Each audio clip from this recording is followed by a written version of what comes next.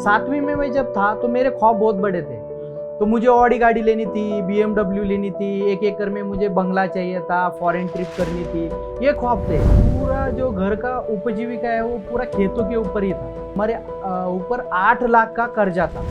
अलग अलग बिजनेसेस किए, अभी तक मेरे 32 बिजनेस हुए और हम खुद काम करने लगे। हम 5 भाई, चाचा चाची और माँ सब मिला के होटल में काम किया। कोई बर्तन धोता था, कोई ग्राहकों को चाय देता था, कोई चाय बनाता था, कोई पैसे लेता था, कोई चाय डिलीवरी करने के लिए जाता था। ऐसे अलग अलग काम किए। ग्राहक जो है ना आपको बहुत कुछ सिखा के जाता है। हमें लगा कि यार नहीं, चाय में कोई ब्रांड नहीं है और चाय में हम बहुत बड़ा कर सकते हैं, क्योंकि पानी के बाद में सबसे पीनी जाने वाली चीज जो है वो चाय है।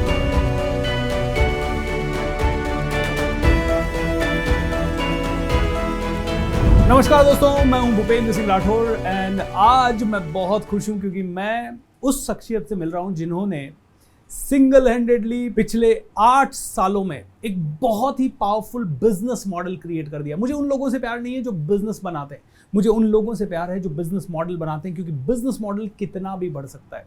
और आज जब मैं उनसे चर्चा कर रहा था और उनसे पूछ रहा था उनका सपना क्या है, तो उनका सपना है जैसे टाटा का एक जबरदस्त ब्रांड है वैसे ही उनका एक जबरदस्त ब्रांड हो। दोस्तों, अभी तक 400 से ज्यादा फ्रेंचाइजीज, 50 करोड़ से ज्यादा का रेवेन्यू, हजारों लोगों को रोजगार देने वाले एंड हर महीने हजारों लोगों को इंस्पायर करने वाले नवनाथ येवले जी का स्वागत करते हैं, जिनका कि येवले अमृतुल्य के नाम से बिजनेस है। सो येवले सर नमस्कार, आपसे मिलके बहुत अच्छा लग रहा है और आई नो आपका ये इंटरव्यू हमारी सारी ऑडियंस को सबसे ज्यादा इंस्पायर करने वाला इंटरव्यू होगा। दोस्तों, आप भी देखिएगा और मेरा ये कमिटमेंट ना आप सभी को 100% पूरा होता हुआ लगेगा। Thank you so much sir, स्वागत है आपका। नमस्कार।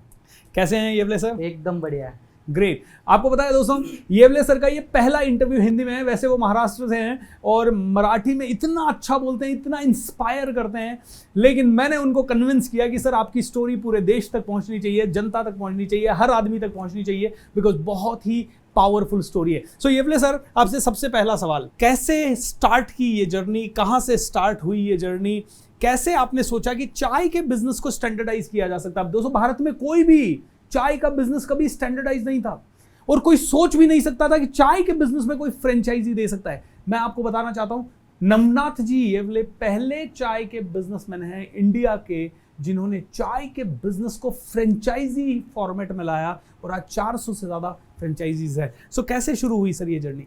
सर कैसा है कि 1983 के पहले मतलब हमारा जो गांव है, हमारा गांव पूरा पहाड़ों के ऊपर गांव है।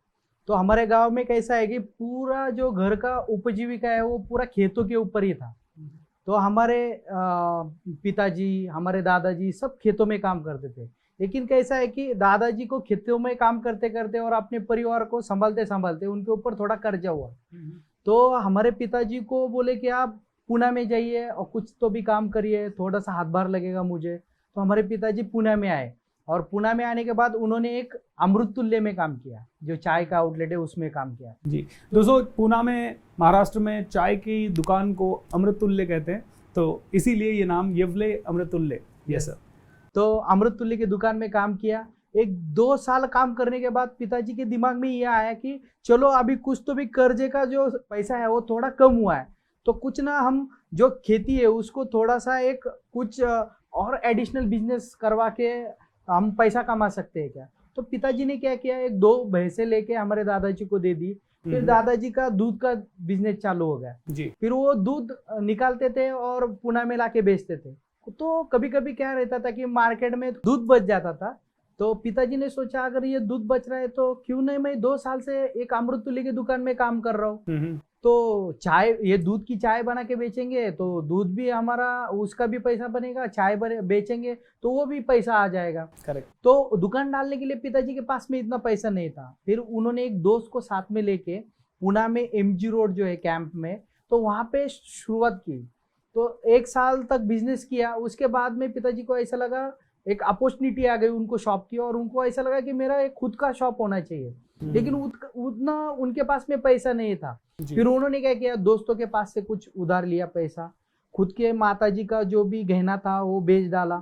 फिर उन्होंने 1983 में वो पहला आउटलेट चालू किया। 1983 का मेरा जन्म है, तो मैं ऐसा मानता हूँ कि चाय बेचने के लिए मेरा जन्म हुआ है। तो 1983 में वो बहुत अच्छा हमारा आउटलेट चल रहा था। और 1995 तक मतलब अमृत तुल्य जो है पुणे में बहुत फेमस थे। लेकिन जैसे अपन बोलते ना कि काला है तस्मय नमः, जैसे काल बदलते जाता है वैसे खाने की चीजें भी बदलने लगी जी। तो वो अमृत तुल्य की दुकान में पहले कैसे रहता था कि खाली चाय मिलता था, और वो चाय से क्या है कि थोड़ा एनर्जी आता था और लोग दूध का ही चाय बेचते थे। लेकिन बाद में क्या लोगों ने चाय के साथ में वड़ा पाव, पोहा, उपीट, शिरा, ये अलग अलग प्रोडक्ट लेके आया। तो हमारा श्री गणेश अमृत तुल्य का श्री गणेश अमृत तुल्य एंड स्नैक सेंटर हो गया। तो बहुत सारे प्रोडक्ट उसमें मिल गए। तो ये जो लाइव बनाने वाला जो चाय है वो पीछे गया और वो एक केटली में आ गया। एक बार ही चाय बनाने का और केटली में भर के रखने का, फिर जैसे ग्राहक आ गया उनको वो चाय बेचने का, तो उसमें हम चले गए। तो ऐसा ही हमारा बिजनेस वो भी अच्छा खासा चल रहा था।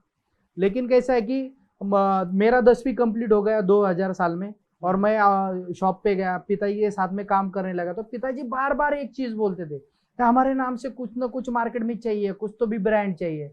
ऐसा पिताजी का एक बहुत बड़ा ख्वाब था। लेकिन कैसा है कि वो ख्वाब में पिताजी थे, लेकिन 2001 में पिताजी का देहांत हो गया।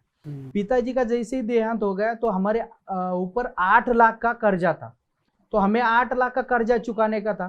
तो हमारा जो भी शॉप था, वो शॉप पे जितने भी वर्कर काम कर रहे थे, हमने सब वर्करों को बाहर निकाला और हम खुद काम करने लगे। हम 5 भाई, चाचा, चाची और माँ सब मिला के होटल में काम किया। कोई बर्तन धोता था, कोई ग्राहकों को चाय देता था, कोई चाय बनाता था, कोई पैसे लेता था, कोई चाय डिलीवरी करने के लिए जाता था। ऐसे अलग अलग काम किए। तब हमें ग्राहकों की नीड समझ में आई, लोगों को क्या चाहिए, कैसी सर्विस पसंद है, कैसे उनको चाय चाहिए, ये सारी चीजें हमें समझ में आ गई।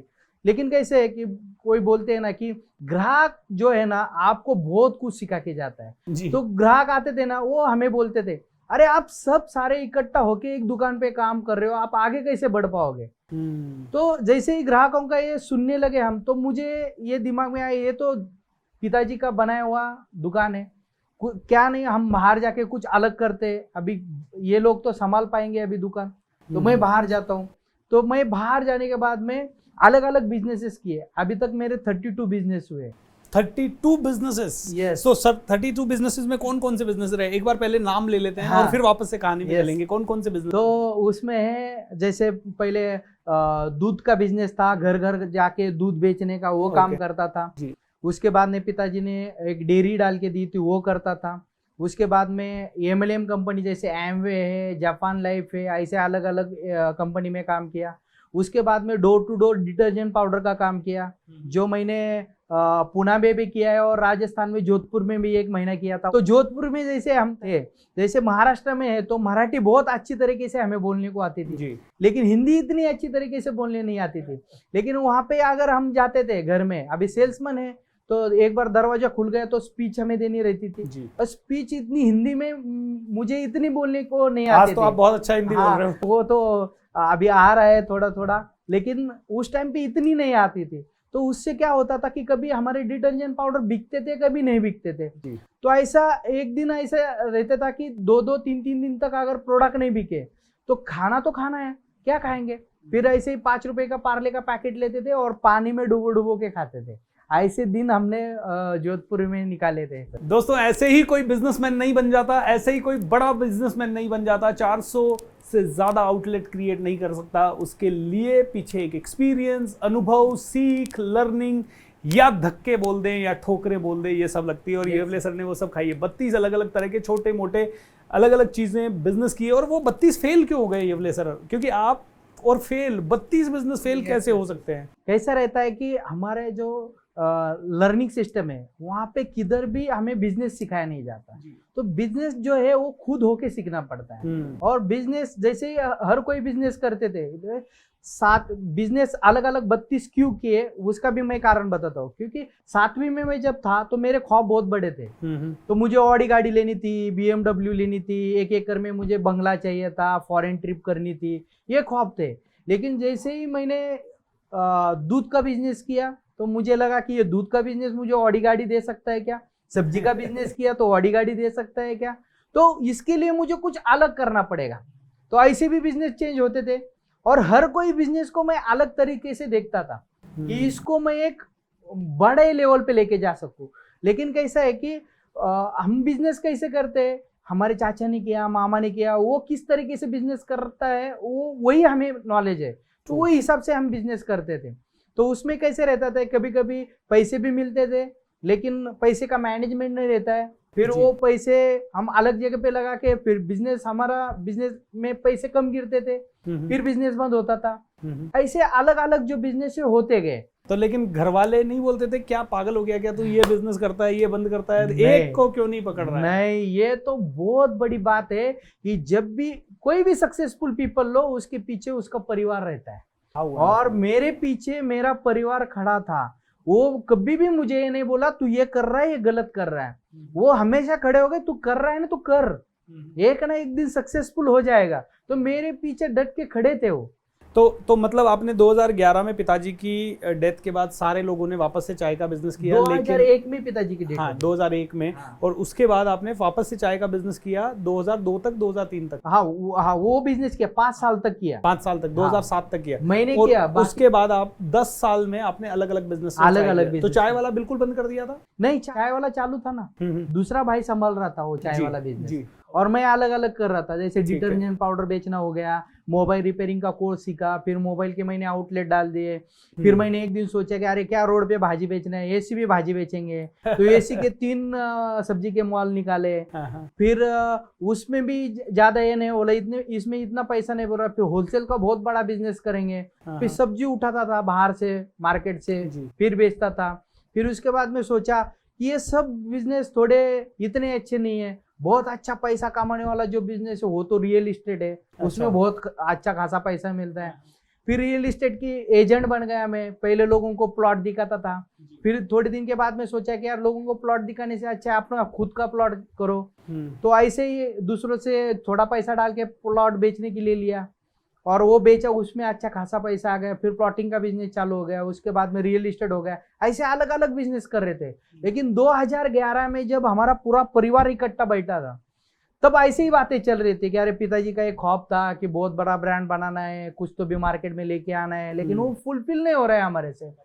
तो हमारे जो चाचा है, चाचा ने बोला कि 1983 में जब हम बिजनेस कर रहे थे तब खाली चाय ही बेच रहे थे। तो एकदम तुरंत क्लिक आ गया हमें कि यार हम भी चाय के बिजनेस में हैं और हमारा पैशन भी है, क्योंकि हम बहुत फूडी है। अलग अलग हम बिजनेस कर रहे थे लेकिन हमारा पूरा ध्यान खाने के ऊपर ही जाता था। कोई भी बिजनेस कर रहे हैं तो हाँ यहाँ पे किधर मिसल अच्छा मिल रहा है, कहाँ वड़ा पाव अच्छा मिल रहा है, कहाँ राइस प्लेट अच्छा मिल रहा है, कौन से होटल में खाना अच्छा है। लेकिन एक चीज मेरे बहुत बड़ा सवाल है सर, ये चाय हर घर में बनती है, यस, हर नुक्कड़ पे मिलती है। अब आपके माइंड में ये लिमिटेशन नहीं आई घर वालों के कि यार चाय को कैसे हम फ्रेंचाइजी में लाएंगे, क्योंकि आज हम चाय बनाएंगे दूसरा वाला बना लेगा वैसी चाय, फिर वो दूसरी जगह मिलने लग जाएगी। तो आपने 3 चीजें मुझे जाननी है। एक तो चाय के बिजनेस में इतना कन्विक्शन कैसे आएगी, ये बड़ा हो सकता है, क्योंकि आपको दूध के बिजनेस में नहीं आया, प्रॉपर्टी में नहीं आया, सब्जी में नहीं आया, तो चाय के में ये कन्विक्शन कैसे आया, ये तो पहली चीज मुझे जाननी है। दूसरी चीज, जब आपने इसकी फ्रेंचाइजी बनाई तो इसका सिस्टम तैयार करने में कैसे सिस्टम तैयार किया और क्या एक्चुअल सिस्टम है। और तीसरी चीज मुझे आपसे जाननी है कि इस बिजनेस को जब आप बड़ा कर रहे थे तो पहली फ्रेंचाइजी आपने कैसे बेची? तो सबसे पहले मैं ये बताता हूँ कि जब हम अलग अलग बिजनेस कर रहे थे तो चाय के बिजनेस में हम बड़ा कैसे कर सकते हैं, वो जैसे मैंने बोला कि चाचा ने बोला कि हम चाय का बिजनेस कर रहे थे, वैसे क्लिक आ गया कि अरे हमारा पैशन है लोगों को खाना खिलाना और लोगों से अच्छा सुनना कि यार क्या प्रोडक्ट बनाया तूने, बहुत बढ़िया है, ऐसा सुनना। तो हमारा वैसे ही बिजनेस चालू था वो। तो फिर हमने देखा कि अमृत तुल्य के पहले आउटलेट थे 1983 में, और गिने चुने आउटलेट है जो पुणे में बिजनेस कर रहे हैं अमृत तुल्य के, लेकिन वहां पे भीड़ क्यों है, इतनी भीड़ क्यों है, वहां पे लोग चाय पीने के लिए क्यों जाते हैं। तो हमने क्या किया, उसका स्टडी करना चालू किया कि वहाँ पे लोग क्यों जाते हैं चाय, क्योंकि वहाँ पे फ्रेश चाय मिलती है, ताजा चाय मिलती है, अमृत तुल्य की चाय मिलती है, तो लोग जाते हैं वहाँ पे चाय पीने के लिए। और वहाँ पे कैसा एक पुराना सिस्टम है, एक बैठा है आदमी, उसके पास में पित्तल का वो बड़ा पतीला है, तो उसमें दूध डाला हुआ है और वो छान रहा है अपना चाय और बना रहा है। वो लोगों को देखने में और चाय पीने में बहुत बड़ा मजा आता है वो, तो वो देखा हमने। लेकिन वो सिस्टम जो है मतलब बोलते ना कि खत्म हो रहा था वो सिस्टम। तो हमने सोचा कि क्यों नहीं इस सिस्टम को हम अगर लेके आएंगे, क्योंकि अभी कैसे है, हर कोई प्योर वेज में खाना खाने के लिए जाता है, लेकिन सोचता है कि अभी बहुत कंटाल गया हो अभी प्योर वेज का खा के, अभी घर का खाना है। तो ये सिचुएशन आ गया है कि लोगों को पुरानी चीजें बहुत अच्छी लगने लगी है अभी, ठीक है ना। तो वैसे भी हमने सोचा कि ये पुराना स्टाइल वाला अमृततुल्य अगर उसको हम आगे लेके आएंगे तो वो लोगों को बहुत अच्छा लगेगा। तो हमने सोचा कि हमने जो 32 बिजनेस फेल हुए, बिजनेस कभी फेल नहीं होता है, बिजनेस हमारी वजह से फेल होता है, गलती हमारी होती है, बिजनेसमैन फेल होता है। यस, क्योंकि हर बिजनेस में पोटेंशियल है ना। आप कोई सा भी बिजनेस देख लीजिए जो शायद हमें लगता है कि फेल हो जाएगा, लेकिन कोई ना कोई तो चला ही रहा है उस बिजनेस को और अच्छा पैसा कमा ही रहा है। तो वो चीज भी हमें लगे कि नहीं हमारी गलती हो रही है। तो हमने क्या किया, बिजनेस कोचिंग क्लास लगाया। अच्छा, हाँ, तो फिर उसमें सीखा कि टेक्निक्स क्या रहती है, कस्टमर कैसे आपके पास अट्रैक्ट होगा, ग्राहकों को क्या चाहिए, ब्रांडिंग कैसी होती है, एसओपी क्या रहती है, क्या रहते हैं, ये मैनेजमेंट सिस्टम कैसे रहता है, एक मॉडल से आप 100 मॉडल कैसे कर सकते हो, आपका 1x इनकम है तो उसको 10x में कैसे आप कन्वर्ट करोगे, ये सारी चीजें समझ में आ गई। ओके। और उसके बाद में हमने मॉडल डेवलप करना चालू किया। तब तक तो हम जैसे होटल का बिजनेस कर रहे थे तब हमें पेन समझ में आ रहा था। तो पेन क्या है होटल बिजनेस का, 3 चीजें है मेन। तो वो पेन रहता है, तो वो कैसा रहता है कि एक तो रहता है ओनर, दूसरा रहता है एम्प्लॉय और तीसरा रहता है कस्टमर, ठीक है। तो ओनर का पेन क्या रहता है कि मेरा एम्प्लॉय काम छोड़ के चला नहीं जाए, क्योंकि होटल बिजनेस में सबसे बड़ी बहुत दिक्कत वही रहती है एम्प्लॉय की। सही कहा। और फिर उसको खुद को काम करना पड़ता है। और होटल बिजनेस ऐसा रहता है, मैंने देखा कि वो कभी बंद नहीं करते, मतलब हफ्ते के 7 दिन चालू रहता है और साल के 362 दिन चालू रहता है। सही है। तो कोई भी होटल बिजनेस जो है, मतलब वो ओनर है उसको फ्रीडम नहीं मिलता है, क्योंकि हमें भी नहीं मिलता था। किसी की शादी हो गई तो नहीं जाना पड़ता था हमें, क्योंकि हमें होटल संभालना पड़ता था, जाने नहीं मिलता था। इधर पूजा रहती थी, किसी के फंक्शन में जाने ही नहीं मिलता था, छुट्टी नहीं मिलती थी। फिर हमने सोचा कि नहीं, इसके ऊपर अगर हम काम करेंगे, क्योंकि हमने देखा, मार्केट स्टडी किया, बहुत सारे लोगों के ब्रांड है, मैगडी का ब्रांड है, डोमिनोज का ब्रांड है, चितले का ब्रांड है, काका हलवाई का ब्रांड है, अलग अलग येवले का ब्रांड भी हो चुका है। पूरे पूना, पूरे महाराष्ट्र में। एंड दोस्तों आपको बताऊं, गुजरात में इनकी फ्रेंचाइजीज है, राजस्थान में है, मध्य प्रदेश में है, महाराष्ट्र में है, कुल मिला के 400 से ज्यादा फ्रेंचाइजीज है। और अब बहुत जल्द अब्रॉड भी खुलने वाली है। तो अब तो येवले भी ये सब हो चुका है।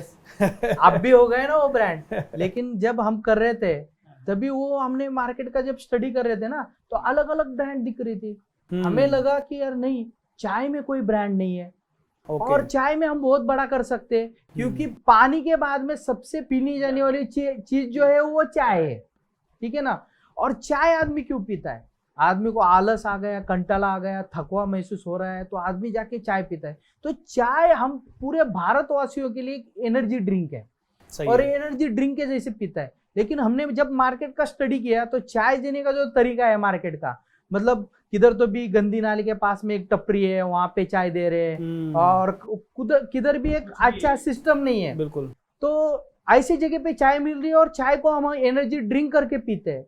और चाय का सिस्टम ऐसा था कि घर की जो चाय है वो अलग टेस्ट, बाहर की चाय अलग टेस्ट। अभी मान लो हम एक की बात करेंगे, किसी के पड़ोसी के गए तो अलग टेस्ट, ऐसे चीजें थी। और हमने एक स्टडी किया, जैसे मैकडॉनल्ड्स है, उसका बर्गर है, तो सारे मैकडॉनल्ड्स के ऊपर उसका जो टेस्ट है वो सिमिलर है, लेकिन चाय का जो टेस्ट है किधर भी सेम नहीं है। तो हमने बोला इस पे सबसे पहले काम करना है, टेस्ट के ऊपर। और इसके कारण आपके ऊपर FDA की रेड भी पड़ी थी कि आप चाय में कुछ तो मिलाते हो, जिसके कारण भीड़ बहुत ज्यादा लगती है। तो सर क्या मिलाते हो चाय में? चाय में तो हम जो प्यार मिलाते हो। हाँ, प्यार डालते हैं। आप जो चाय में डालते हो वही चीज हम चाय में डालते हैं। अलग चाय में कुछ मिलावट नहीं रहती है, खाली इसमें क्या है, एक सिस्टम है, एक प्रोसेस है, वो हिसाब से चाय बनती है। दोस्तों आपको बता दूं, अगर कोविड नहीं आता और ये FDA की एक रेड जो येवले सर के उस पर पड़ी, क्योंकि जब पहला इन्होंने आउटलेट डाला था तो उस पर इतनी भीड़ पड़ने लग गई थी कि पुलिस वाले आ गए कि भैया क्या कर रहे हो तुम लोग, कुछ तो डाल रहे हो तुम, नहीं तो तुम्हारी चाय के इस पे टपरी पे इतनी भीड़ क्यों। और उसके बाद एक दो और जब 300-400 फ्रेंचाइजीज हो गई तो ये थोड़ा सा और ज़्यादा स्ट्रॉन्ग हो गया। अदरवाइज ये बिजनेस जो आज 50 करोड़ पे है वो आज 500 करोड़ से ऊपर का होता है। मैं सही कह रहा हूँ सर? सही बात है, एकदम सही बात है। तो दोस्तों बहुत सारी चीज़ें सीखने लायक है येवले सर की स्टोरी से। मैं जितनी इनसे बातें अगले आधे पौन घंटे में निकलवाऊंगा। सो हाँ येवले सर, सो फिर फ्रेंचाइजी बनाने के लिए आपने एक सिस्टम फॉलो किया। फ्रेंचाइजी बनाने के लिए हमने 3 चीज़ों के ऊपर बहुत बड़ा ध्यान दिया, ओनर, एम्प्लॉय और कस्टमर। ओके। ओनर के माइंड में क्या रहता है, अगर मैं किसी बंदे को काम पे रखूं तो मैं अगर घर में बैठा हूँ तो भी मेरा आउटलेट अच्छी तरीके से चलना चाहिए। दूसरी चीज है चोरी नहीं होनी चाहिए, तो ओनर का ये पेन रहता है। दूसरी चीज क्या रहती है, अगर एम्प्लॉय अगर काम कर रहा है, क्योंकि हम जब काम करते थे हमारा स्नैक्स का बिजनेस था, तो एम्प्लॉय का पेन क्या रहता है, हम स्नैक्स सेंटर में थे तब ऑर्डर भी मुझे ही लेना है, कस्टमर को मुझे ही देना है, सारी चीजें मुझे ही करनी है। और दिक्कत ये होती थी कि पूरे दिन में मैं काम करके थक जाता था, कभी कभी मैं हिसाब भी नहीं लगा पाता था, और कभी कभी फिर मन ऐसा लगता था कि ये काम छोड़ दूं, लेकिन ओनर है तो काम भी नहीं छोड़ सकते, एम्प्लॉय काम छोड़ के जा सकता है, तो फिर उसके ऊपर भी हमें काम करना है कि एम्प्लॉय का पेन कम करना है जी। तो हमने क्या सोचा कि अगर हम सेल्फ सर्विस रखेंगे तो फिर कैसे रहेगा, क्योंकि सेल्फ सर्विस उससे क्या होता है कि एम्प्लॉय को एक जगह पे खड़े होके ही काम करना है। और फिर हमने उसमें देखा कि एक एम्प्लॉय 10-12 काम कर रहा है, तो हमने ये सोचा कि इसमें ऐसा सिस्टम बनाएंगे कि एक एम्प्लॉय को एक ही काम रहेगा और सारा सिस्टम ऑटो पायलट मोड पे चलेगा। एक आदमी एक काम कर रहा है, उससे क्या होगा कि उसका फोकस उस काम पे रहेगा। तो आप कहना चाहते हो कि अगर मैंने आपकी फ्रेंचाइजी ली, हाँ, तो और मैं मालिक हूँ, हाँ, और मैं देख रहा हूँ कि यार पैसा बचाने के लिए चाय तो बना ही देते हैं, साथ हाँ, में जब तक चाय बन रहे हैं तब तक गल्ले पे से पैसा भी ले लेते हैं, हाँ, और तब तक है ना एक दो को सर्व भी कर देते हैं, तो ये अलाउड है या नहीं है? वैसे अलाउड नहीं है। हाँ, गल्ले वाला बैठता है, गल्ला पैसा लेने के लिए, चाय बनाने वाला चाय बनाता है और चाय देने वाला चाय देता है। तो दोस्तों आप सभी को बताना चाहूंगा, येवले सर की फ्रेंचाइजी में इन्होंने पहले दिन से ये सिस्टम बनाया है कि अगर पहली चीज तो ओनर खुद नहीं बैठेगा, क्योंकि ओनर बैठेगा दुकान पे तो उसके मिलने वाले आएंगे तो वो धंधा कब करेगा, एम्प्लॉई ही चाहिए। दूसरी चीज उन्होंने सिस्टम बनाया कि जो चाय बना रहा है वो सिर्फ चाय बनाएगा, जो बर्तन धो रहा है वो सिर्फ बर्तन धोएगा, जो गल्ले पे है वो सिर्फ गल्ले पे बैठेगा, और ओनर खुद नहीं बैठ सकता। तीसरा इनका सिस्टम है, हम केतली में भर के आपके ऑफिस में चाय देने नहीं जाएंगे, अगर आपको चाय पीनी है तो हमारी दुकान पे ही आना पड़ेगा। चौथी चीज है कि जो पोहा भाजी वो सब वड़ा पाव वगैरह वो इनकी शॉप पे नहीं मिलेगा। तो येवले सर, लेकिन मैं देख रहा हूँ आपके तो 21 अलग अलग प्रोडक्ट हो गए आज की डेट में, तो वो सारे प्रोडक्ट्स के पीछे का क्या राज है? अभी कैसा है कि जैसे मैंने आपको बोला कि येवले को हम चाय की इसमें दे देते, येवले हम टाटा का जैसा बहुत बड़ा ग्रुप है, टाटा को हम मानते हैं, तो वो ग्रुप के जैसा हमें येवले ग्रुप बनाना है। Great. तो और दूसरे क्या है कि ग्राहकों की भी डिमांड थी, अगर मैं चाय पीने के लिए जाता हूँ तो मुझे कुछ ना कुछ थोड़ी चीजें खाने के लिए चाहिए चाय के साथ में, तो जो बेकरी आइटम है और नमकीन आइटम है कुछ, तो वो हमने इंट्रोड्यूस किया। और वो सारे के सारे इनके खुद की ब्रांड के हैं। ऐसे नहीं कि उन्होंने वड़ा पाव लाया और वड़ा पाव पे कोई लेबल नहीं है, आदमी ने खा लिया, everything is of their own brand. Sir कौन कौन से? एक तो पानी की बोतल मैंने देखी, हाँ पानी की बोतल है, चाय में अलग अलग वैरायटीज है, भाकरवड़ी है, स्पॉन्जी केक है, क्रीम रोल है, और भी सारे प्रोडक्ट अभी लॉन्च होने वाले। और ये सारे आपके खुद के हैं? हाँ, हमारे सारे 21 प्रोडक्ट्स। Yes yes. दोस्तों देखिए कैसे चलता है एक बिजनेसमैन का दिमाग। पहले वो सिस्टम बनाता है। सिस्टम कैसे बनता है? वो पहले से सोचता है कि कौन कौन सी ऐसी चीजें हैं जहां गलतियां होने वाली है। जैसे कि मैं मालिक हूं दुकान का और मैं बैठूंगा, कभी मेरे को बाहर जाना पड़ेगा, कभी कोई मेरे से मिलने आ जाएगा, अरे मालिक साहब बैठे हैं, अरे आइए चाय, वो 2 घंटे बैठ जाएगा, उससे दुकान की प्रोडक्टिविटी डाउन होगी। इसको सिस्टम में रखना ही नहीं है। मतलब आप अगर इनकी फ्रेंचाइजी लेते हो तो इनकी फ्रेंचाइजी में क्लियर गाइडेंस है कि आप नहीं बैठोगे। वो बात अलग है कि आपका कभी कोई एम्प्लॉय नहीं आया तो आप थोड़ी देर के लिए बैठ गए, 1 घंटे के लिए, 2 घंटे के लिए, अलाउड नहीं है। पता लगने के बाद स्ट्रिक्ट कई बार कार्रवाई होती है। Correct sir? ये सिस्टम कहलाता है, और ये सिस्टम बनाता है मैकडॉनल्ड्स, ये सिस्टम बनाता है येवले, ये सिस्टम बनाता है टाटा। टाटा ऐसे नहीं बनेगा, टाटा सिस्टम से बनेगा, प्रोसेसेस से बनेगा, और ये सारी प्रोसेसेस बनानी पड़ती है। और येवले सर जब चाय बेच रहे थे, चाय के बिजनेस को स्टैंडर्डाइज कर दिया। He is the first one in India. आपको आज बहुत सारे दिख रहे होंगे, लेकिन सबसे पहली इंडिया में चाय के बिजनेस को स्टैंडर्डाइज करने की शुरुआत येवले से हुई। एम आई राइट सर? Yes sir. और ये 2011 में इनके माइंड में आइडिया आया। क्या आइडिया आते ही आपने शुरू कर दिया था? नहीं, तो कैसे शुरू किया सर? 2011 में आइडिया आया, उसके ऊपर हमने काम किया 7 साल। 1 जून 2017 में हमने टपरी के ऊपर चालू किया था। ये ठेला लेके चालू किया। उसके बाद में 9 महीने वापस वो ठेले के ऊपर स्टडी किया। उसके बाद में हमने 9 फरवरी को हमारा पहला आउटलेट 2018 में कॉर्पोरेट ब्रांडिंग वाला जो है पुणे में दगड़ू शेठ हलवाई जो है उसके बाजू में हमारा। क्या बात है, यस, बहुत बढ़िया। एंड दोस्तों, एक छोटी सी घटना जो मैंने बहुत पहले सुनी थी, इन्हीं के मुंह से सुनी थी। एक प्रोग्राम में मुझे और येवले सर की जान पहचान कैसे हुई कि एक कॉलेज है JSPM कॉलेज, वहाँ पे मुझे भी एज ए स्पीकर बुलाया गया, नवराज सर को भी बुलाया गया और मैंने अपना स्पीच पूरा किया। उसके बाद सर का स्पीच था और इन्होंने अपना स्पीच में एक चीज़ शेयर की जो मुझे आज तक मेरे माइंड में है और वो मैं शेयर भी करूँगा और सर से पूछूंगा भी। जब इन्होंने अपनी वेबसाइट पे फ्रेंचाइजी की एप्लीकेशन निकाली तो 40,000 इंक्वायरीज आई और इन्होंने अन्ना भाऊ साठे करके यहाँ पे एक सभागृह है, करीब उसमें 1200 लोग बैठ सकते हैं। 1200 लोग कुर्सियों पे बैठे थे, 1200 लोग जमीन पे बैठे थे, 1200 लोग बाहर स्क्रीन लगा के देख रहे थे। फ्रेंचाइजी मेला, येवले का फ्रेंचाइजी लेने के लिए इतने लोग आ गए पूरे महाराष्ट्र से। 3600 से ज़्यादा लोग सिर्फ फ्रेंचाइजी लेने आए। मतलब भारत का ऐसा कोई भी बिजनेस आपने अभी तक नहीं देखा होगा जहाँ पे फ्रेंचाइजी लेने के लिए इतनी बड़ी भीड़ कभी लगी हो। एंड ये हो पाया है येवले सर के यहाँ। दोस्तों, ये पावर होती है। कभी कभी है ना, स्टार काम करते हैं। तो येवले सर, मैं आपसे पूछूंगा, क्या आप ज़्यादा लकी हैं दूसरों के कंपैरिजन में? ऐसा लकी वगैरह को मैं मानता नहीं सर। अच्छा। क्योंकि कैसा है कि आपके मेहनत के ऊपर आप विश्वास रखो, करते रहो, सक्सेस तो आपको एक ना एक दिन मिलनी ही है ना जी। तो वैसे सक्सेस हमें मिल गई। वो तो लोग बोलते हैं नसीब की वजह से मिल गई, उसकी तकदीर थी, वो लोगों का कहना है जी। लेकिन उसके पीछे 32 बिजनेस की मेहनत थी ना सर जी। फिर जो फेल हो गए वो भी नसीब से हो गए। सही है दोस्तों, और नसीब से सफलता मिल सकती है लेकिन सफलता कंटिन्यू कभी नसीब से नहीं रहेगी। उसके लिए तो स्किल, कला, कौशल, लीडरशिप, ये सब चाहिए सर। yes. तो येवले सर, अभी कई सारे बिजनेसमैन स्ट्रगल कर रहे हैं, कोशिश कर रहे हैं, उनको आपकी क्या सलाह है? कैसा है कि हर कोई बिजनेसमैन बिजनेस करता है लेकिन हर अपने अनुभव से सीखते रहता है। लेकिन सीखने के टाइम पे उसको ये दिमाग में रखना पड़ेगा कि मुझे कोई ना कोई एक बिजनेस कोचिंग क्लास जाना पड़ेगा और वहाँ से कुछ टेक्निक सीखनी पड़ेगी। ये सर हम बोलते हैं लोगों को तो लोगों को लगता है हम अपना बिजनेस बढ़ाने के लिए बोल रहे हैं, और आप मेरा बिजनेस बढ़ाने के लिए तो नहीं बोल रहे हो ना? ये नहीं, मैं 100% आपका बिजनेस बढ़ाने के लिए नहीं बोल रहा हूँ, क्योंकि 32 बिजनेस फेल होने के बाद में जैसे मैंने बिजनेस कोचिंग क्लास किया तभी मुझे कुछ टेक्निक समझ में आ गए।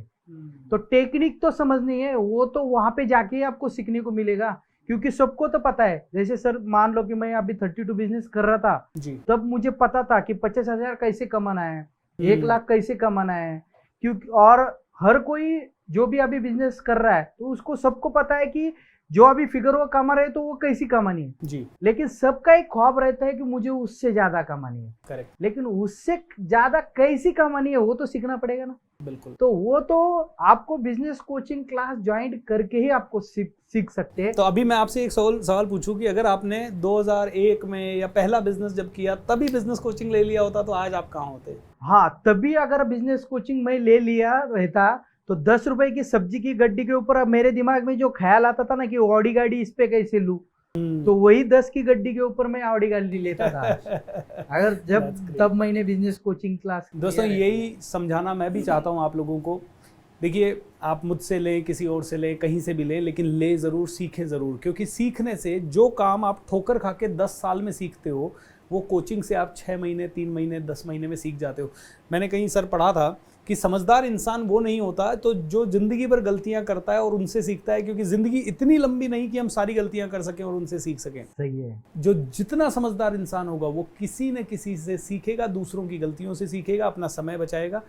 पैसा देना पड़ेगा तो पैसा दे के आप समय बचाएं या फिर अनंत काल तक अपना समय लगाते जाएं और कोशिश करते रहें, शायद कभी टॉप पे पहुंच जाए। yes, तो येवले सर, 2-3 सवाल और। जैसे आपकी फ्रेंचाइजी अगर किसी को भी हमारी ऑडियंस को लेनी हो तो उसका क्या प्रोसेस रहता है और कितनी फीस रहती है और किस तरह से उसको प्रॉफिट हो सकता है? हमारी फ्रेंचाइजी लेने के लिए सबसे पहले तो हमारा जो एक फॉर्म रहता है वो आपको भरना पड़ता है।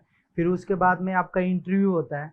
उसमें आप अगर सिलेक्ट होते हो तो फिर आगे का लोकेशन देखने का विजिट रहता है। लोकेशन देख के फिर फाइनल होता है, फिर अमाउंट आती है। उसके बाद में एग्रीमेंट का प्रोसेस रहता है, वो प्रोसेस होता है और फिर उसके बाद में ओपनिंग होती है, फिर आपका शॉप चालू होता है। ग्रेट। तो मतलब सर प्रॉफिट मैं मान के चलूँ कि करीब 20-22% तक हो जाता होगा? नहीं, 24% तक हमारा प्रॉफिट ऑफ मार्जिन रहेगा। दोस्तों 24%, अगर किसी बिजनेस में 24% हो रहा है प्रॉफिट तो मतलब वो गोल्ड माइन है। इवन शेयर मार्केट वगैरह के दिग्गज भी बोलते हैं कि आपको 15% से 20% का प्रॉफिट होता है, बट इस बिजनेस में आपको 24% तक का प्रॉफिट है। That's great sir. So Navnath sir, अब एक आउटलेट जो बनता है उसको चैलेंजेस क्या क्या आते हैं? जैसे मान लीजिए एक आउटलेट खुला महाराष्ट्र में, तो वो तो आपके यहाँ पूना से पास में है, तो आपकी टीम चली जाती होगी कोई हेल्प करने। लेकिन मान लीजिए खुलता है बिहार में, या फिर खुलता है मान लो कैलकाटा में या असम में, तो उसको हम सर्विस क्या क्या दे पाते हैं और कैसे कैसे दे पाते हैं?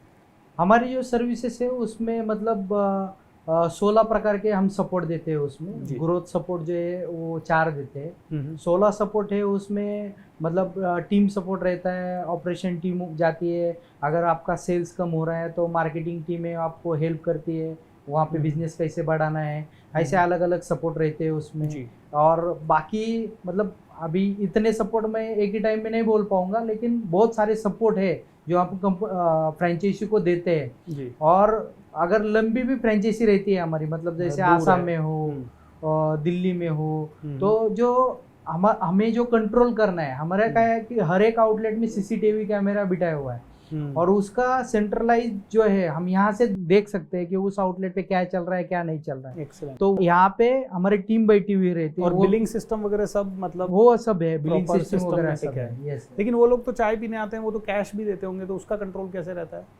कैसे रहता है कि अभी हमारा तो कोई रॉयल्टी का बिजनेस नहीं है तो फ्रेंचाइजी का ही।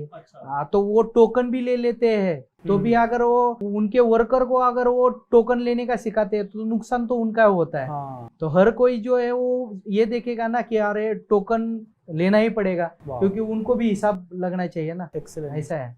वंडरफुल। सो दोस्तों, मतलब royalty is the only thing which he they charges, और उसके अलावा जो भी बिजनेस हो रहा है आपका है। नुकसान अगर आपका कोई बंदा वहाँ बैठ के कर रहा है तो आपका है। अगर आपने और कुछ पेमेंट वगैरह का सिस्टम ठीक से नहीं लगाया, जो आप बता रहे हैं वो लगाना ही लगाना है।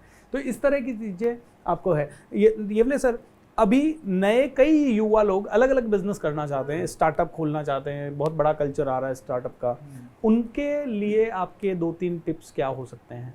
जैसे नया कोई भी बिजनेस कर रहा है ना, तो सबसे पहले उसको अपना पैशन देखना चाहिए जी, कि मुझे कौन सी चीज ज्यादा जो है मुझे पसंद आती है, तो वो चीज को सोचना चाहिए उसने।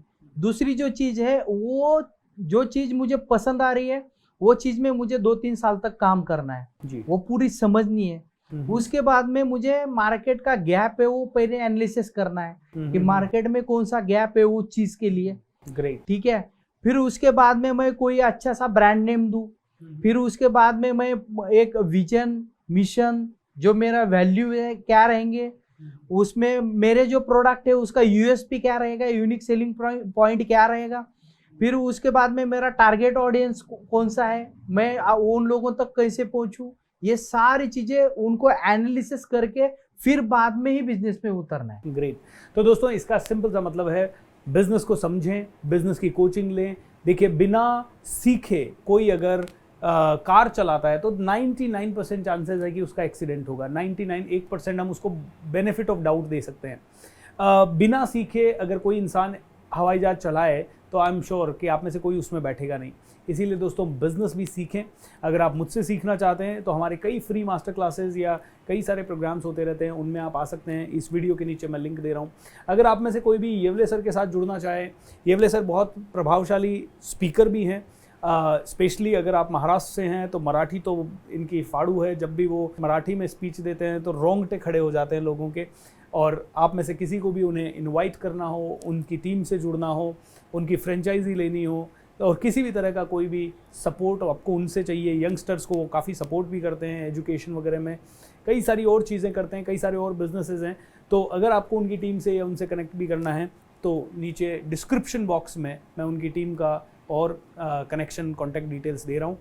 आप लोग मुझे ज़रूर बताएंगे कि ये इंटरव्यू आपको कैसा लगा। एंड दोस्तों, दूसरी चीज़, इस इंटरव्यू को ज़्यादा से ज़्यादा लोगों तक शेयर कर दीजिए, क्योंकि ये जो सक्सेस स्टोरी है हमारे सामने येवले सर की, ये बिल्कुल ज़ीरो से बनी हुई स्टोरी है। मतलब यस, इनके पिताजी ने एक चाय का दुकान किया, लेकिन वो वैसा था जहाँ पे कि घर चल पाता था। जब वो गुजर गए तो 8 लाख का लोन छोड़ के गए, और उसके कारण पूरे परिवार वालों को चाय की दुकान पे लगना पड़ा, सारे वर्कर्स हटाने पड़े। मतलब टफ जिंदगी देख के 32 बिजनेसेस में फेल होने के बाद ये सक्सेस स्टोरी क्रिएट हुई है, और ये सक्सेस स्टोरी आपके दिल को ज़रूर छू रही होगी। नीचे कमेंट करके बताएं आपको ये वीडियो इंटरव्यू कैसा लगा। लोगों के साथ शेयर करें, चैनल को सब्सक्राइब भी करें, एंड ज़्यादा से ज़्यादा लोगों को हमारे चैनल पे लेके आएं। So see you everybody, lots of love and take care.